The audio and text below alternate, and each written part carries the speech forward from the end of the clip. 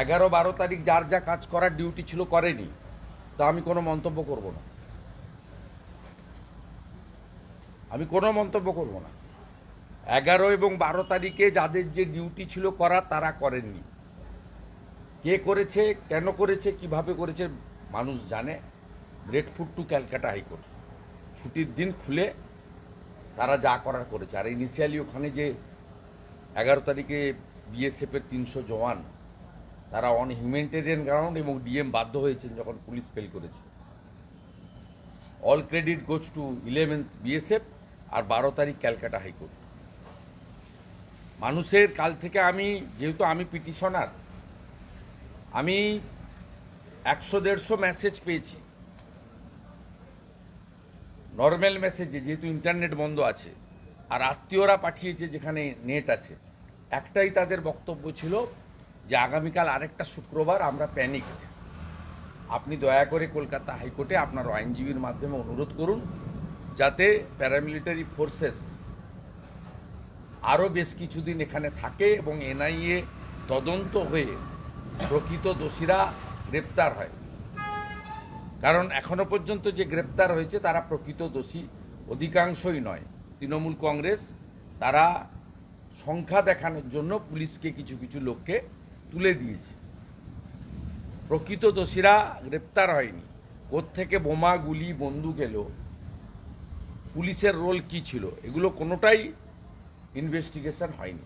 অর্থাৎ আমি 11-12 তারিখ যারা কর্তব্য পালন করেনি তারা 17 তারিখে কি বলছেন তার আমি উত্তর দেবো না। I am not interested. একটা বিষয়, মানে হঠাৎ করে রাজ্যপালের এই বোধোদয় আজকে সকালবেলা থেকে তিনি বলছেন, আমি মন্তব্য করব না। উনি কেন্দ্রের প্রতিনিধি, আমি ভারতীয় জনতা পার্টির একজন কর্মী এবং এমএলএ। আমার এটা নিয়ে বলা, আমার যে মনের কথা, এটা বাইরে প্রকাশ হলে বিতর্ক হবে, আমি বলবো। কিন্তু আজকে এসএসসি নিয়ে সুপ্রিম কোর্টের যে সিদ্ধান্ত, সুপ্রিম কোর্ট 31শে ডিসেম্বর জটিল হয়ে গেছে। প্রথম কথা হলো, যারা যোগ্য তারা চেয়েছিলেন তাদের চাকরি বাঁচাতে, কিন্তু ফাইনালি তারা 9 মাস বেতন পাবেন, কিন্তু তাদের পরীক্ষায় বসতে হবে। পরীক্ষা করাবে কারা? দুর্নীতিগ্রস্ত এসএসসি। এবং নির্বাচনের আগে তৃণমূল কংগ্রেস আবার টাকা তুলবে। মে মাসের মধ্যে নোটিফিকেশন, অক্টোবর-নভেম্বরের মধ্যে পরীক্ষা হয়তো করাবে, প্যানেল বের করবে, জয়েনিংয়ের ডেট দেবে 1 তারিখ, যেহেতু 31শে ডিসেম্বর পর্যন্ত এরা থাকবে। এবং এই যে 18,000 অ্যাপ্রক্স সংখ্যাটা আমি এক্সাক্ট বলতে পারবো না, তাতে কতজন এই 8-9 বছর ধরে 17-18তে ফ্রেশ অ্যাপয়েন্টমেন্টগুলো হয়েছিল, 16র পর থেকে। 18র পর থেকে তো বিক্রি হয়েছে, 18র পর থেকে জেনুইন অ্যাপয়েন্টমেন্ট হয়নি। প্রথম যে লটগুলো জেনুইন ছিল, তো সেই যাদের ওএমআর তারা প্রোটেকশন পাবে না, আর তারা detach from the exam syllabus, তাদের সে প্র্যাকটিস নেই, থাকতে পারে না। তারা চেষ্টা করবেন, তারা মেধাযুক্ত, 3-4 মাস 2-3 মাস হাতে পাবেন পড়াশোনা করার জন্য। কিন্তু আমার মনে হয় না যারা চাকরি না পেয়ে আবার চাকরি দেওয়ার পরীক্ষার জন্য প্রিপারেশন নিচ্ছেন, তাদের সঙ্গে এদের অনেকে এঁটে উঠতে পারবেন না। আর তৃণমূল কংগ্রেস আবার টাকা তুলবে, সে সুযোগ উচ্চতর আদালত করে দিলেন। আগে চাকরি বিক্রি করেছে, এবারে প্রশ্ন বিক্রি করবে। আমি দায়িত্ব নিয়ে বলছি, এই পরীক্ষার যেহেতু ওএমআর আর টেম্পার করতে পারবে না, শুধু একাডেমিকটাই থাকবে এবং প্রশ্নটা বিক্রি হবে টাকার বিনিময়ে। ভাইপো দোকান খুলবে, সুজয় কৃষ্ণ ভদ্র, কুন্তল, শান্তনুর মতো আবার এজেন্ট নামবে, পার্থ চ্যাটার্জির মাসদ্রোণীর ঘরের মতো কারো একটা অন্য কারো নামে ঘর খুলবে, প্রশ্ন বিক্রি হবে। এবং মিনিমাম 500-700 কোটি টাকা ফেব্রুয়ারি, মার্চ, এপ্রিলে যে বিধানসভার ভোট, তার আগে তৃণমূল কংগ্রেস তুলবে। এবং যোগ্যদের একটা বড় অংশ বাতিল হবে। মেধাযুক্ত যারা আশা করছেন চাকরি পাবেন, তারাও পাবেন না। তারা তো প্রশ্ন জানতে পারবেন না, তারা প্রশ্ন কিনতেও পারবেন না। প্রশ্ন বিক্রি করবে তৃণমূল, প্রশ্ন কিনবে যাদের অর্থ আছে, এবং তারা 82-84, যদি 100 নম্বরের হয় 82-84, যদি 50 নম্বরের হয় 44-46 করে নাম্বার পাবে এবং ওএমআর এর নাম্বার জাম্প করে গেলে ভাইবা তো ওদের হাতে থাকবে 10 নম্বর। 10 নম্বর তো তৃণমূলের হাতে আছেই। 9.5, 9.25 দেবে। আর যাদেরকে বাতিল করতে হবে তাদেরকে 2 দেবে, 1 দেবে, 1.5 দেবে।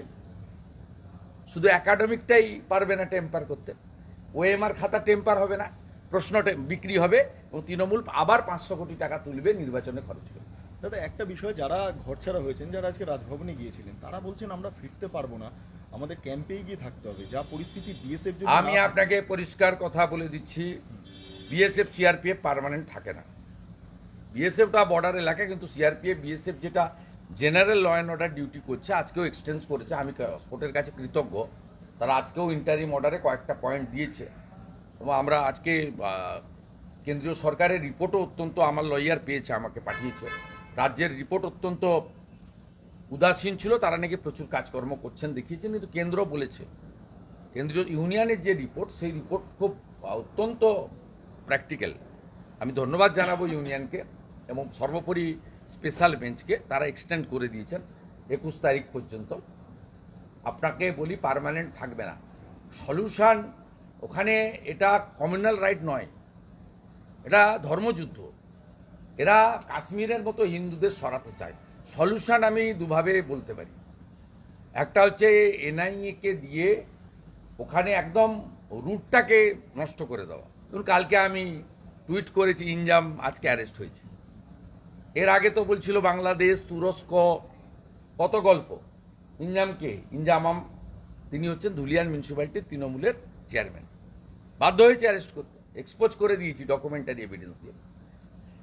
স্বাভাবিকভাবে আমার বক্তব্য হচ্ছে এনআইএ ইনভেস্টিগেশন চার্জশিট দেওয়া পর্যন্ত প্যারামিলিটারি ওখানে রাখা উচিত, 1 নম্বর।